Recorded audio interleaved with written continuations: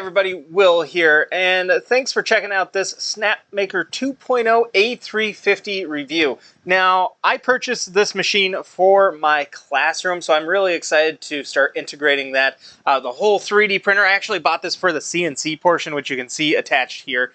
And you know, I was actually creating a review that was going to be super technical. It was like 12 minutes long and super boring. So instead, I'm going to be approaching this review as a, well, EdTech person. Like, where does this fit in the classroom? And I do hope you enjoy Mr. Kitter's presence here. He's going to be helping me out to showcase this device. Now, if you go on to enjoy today's video, please make sure you hit that like button. And if you're new to the channel, please consider subscribing and hitting that notification bell so you can always get the latest content from EduCenter. The Snapmaker, just kind of basic overview if you're not familiar with it. It's a 3-in-1 device, meaning that it is a laser cutter, a CNC machine, and a 3D printer. Now, this is a device that you do have to assemble yourself. It's not going to come pre-made in a box. You might be able to find a deal online, but for the most part, you're going to be spending about 2 hours trying to assemble this guy.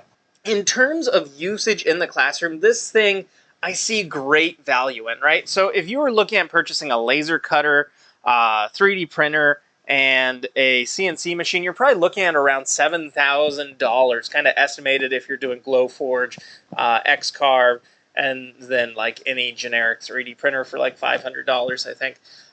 So that's a lot of money. This guy comes in from the website at $2,000. Or you can do what I do. I went to Micro Center. They had this for $1,600. Fantastic value, so do check out your local electronics shops that way.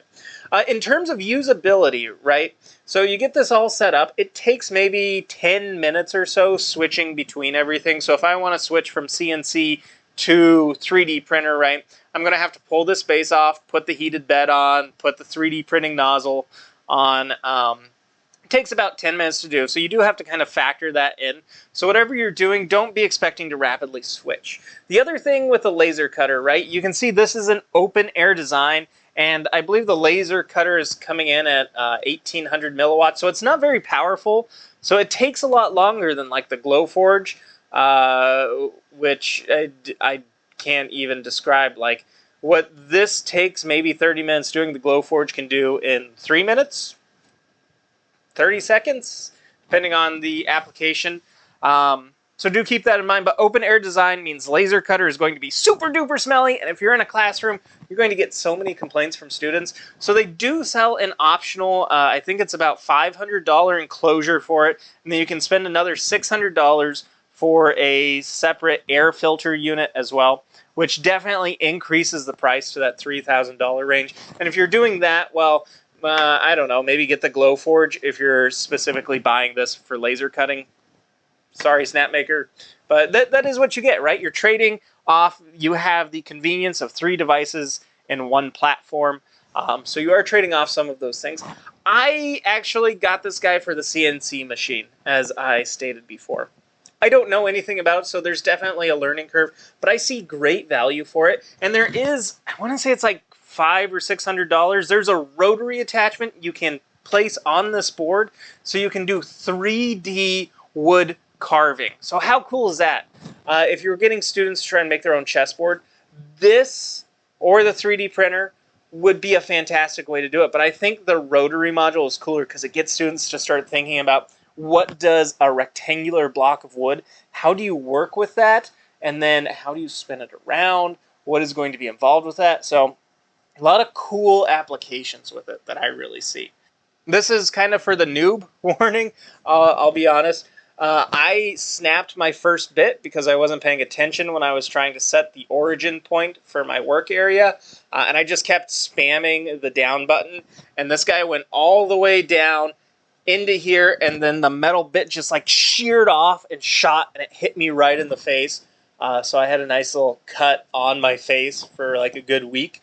But that's about it. One thing I do love about this, and if you're considering this just for 3D printing alone, this makes beautiful 3D prints right out of the box. Leveling is a breeze. Like, I think this is probably my favorite 3D printer, to be honest. Like, I enjoy this so much as a 3D printer.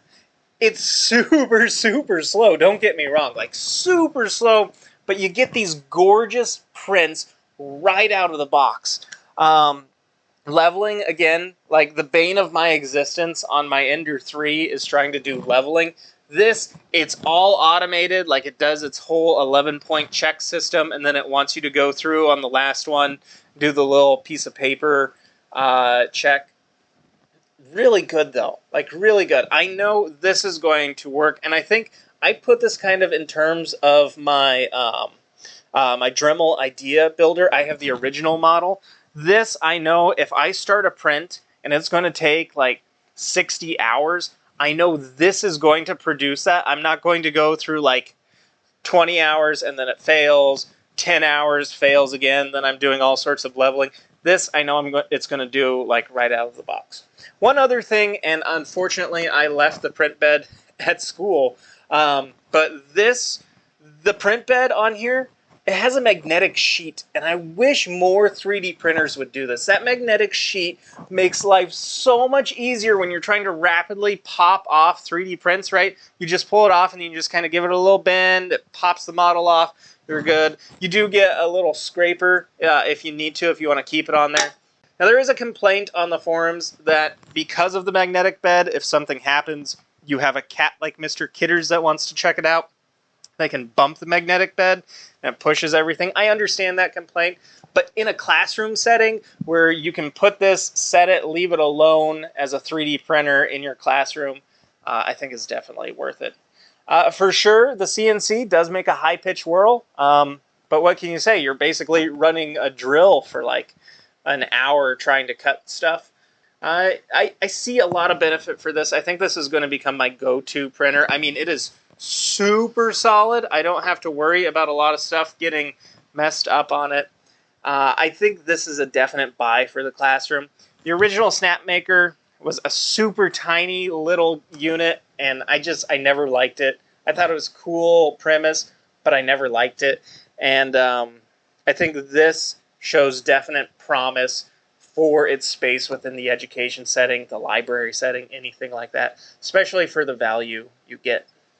If you have any questions about Snapmaker 2.0, the A350 version, or any 3D printing questions, let me know in the comment section below. I love interacting with you guys. If you found today's review useful, if you're considering purchasing this for yourself as a consumer, or as an educator, I'd love to hear your thoughts. Or if you have one of these, I want to know your feedback on it as well. And, you know, maybe I'll come back in like 6 months and we'll do a 6-month review of how well it's worked. Anyways, hey, if you haven't, hit that like button. It helps us out here at Edu Center. And please consider subscribing. Love having you guys here. And as always, thanks for watching.